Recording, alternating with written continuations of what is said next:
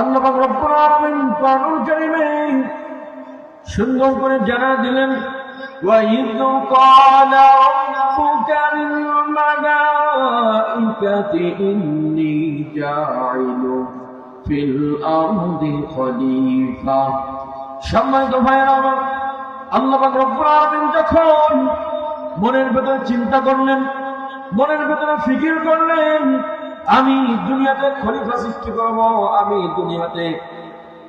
মানুষ সৃষ্টি করব, আদম সৃষ্টি করব, দায়িত্ববান কিছু সৃষ্টি করব, এই কথা যখন আল্লাহ পাক রব্বুল আলামিন মনের ভিতরে তৈরি করলেন, এই উদ্দেশ্যে যখন তৈরি করলেন, ওই সময় ফেরেশতাদেরকে ডেকে বললেন, ও ফেরেশতারা শোনো, আমি দুনিয়ার ভেতরে খলিফা সৃষ্টি করতে চাই, আমি দুনিয়ার ভেতরে মানুষ সৃষ্টি করতে চাই।